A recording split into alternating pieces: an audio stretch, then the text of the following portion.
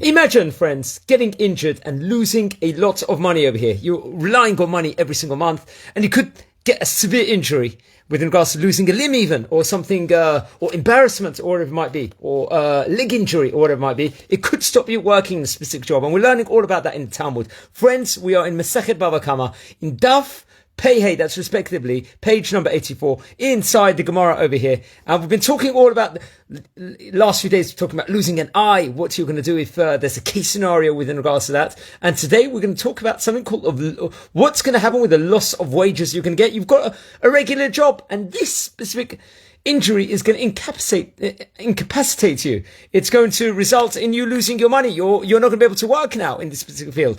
If you're a pianist and you've lost a finger, that's going to affect your job totally over here. So it's many different reasons, and we're going to speak about it today here in this daf over here on page number 85. Okay, so friends, what's going on over here? We've learned, actually, according to the Mishnah, back in page 83 in Amud Bet over there, there's a payment for shevet. There's a concept called shevet. Friends, what is shevet? It is a loss of wages loss of money during the time that the person recovers from his injury, or whatever it's going to be. He's got to establish job. He's not going to be able to work. This is established by paying him the amount that he could have made as a watchman over, let's say, a cucumber patch. The Gemara is going to use a cucumber patch. Very interesting job. The Gemara brings a braita that explains that this is a fair wage, since the person who caused the injury over here has already paid nezek and has therefore already worked out what he owed him for the loss of his regular salary. Naturally, he's making a regular salary. He's going to lose that now potentially.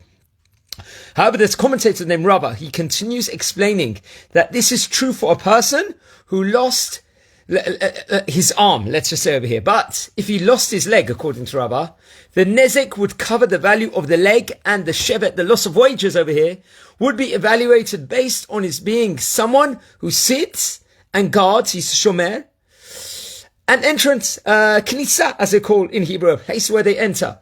If he was blinded, he would receive the value of his eye as nezek, and would be paid shevet, the loss of wages over here, the money, on working a hand mill, for example. Hand mill, very interesting job, probably much more common back in the day. If he was made, God forbid, deaf, he would not be able to hear. He is seen as unable to work, and the nezek would take that into account also. Now, enter another great rabbi named Rabad. He's going to explain, Rabad is, that even though a person with a permanent injury may be able to perform work that is more specialized, for example, he might be able to do another specific job. The injury might concentrate him to even make something more miyuchad, specifically, and more valuable, potentially, it could be also, than the jobs described by Rava. Nevertheless, once the injured person has been paid nezek on his permanent loss, the shevet, the loss of wages he receives, is based on the normal job that someone with his disability can perform.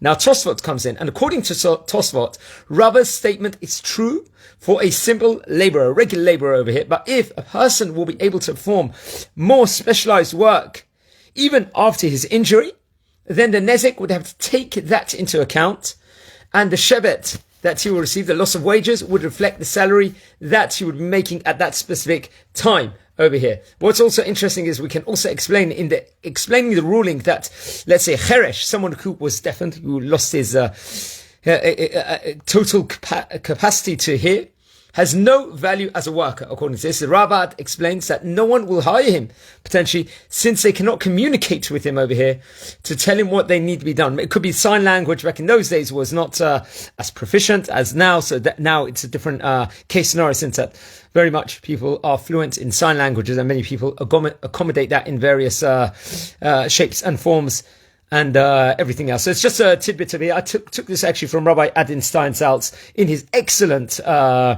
summaries in the Koran Gemara of his excellent notes over here, Daf 85. I would like to dedicate this to a few people, specifically Brenda Frame, who passed away several months back. Please make her just blessings for her family.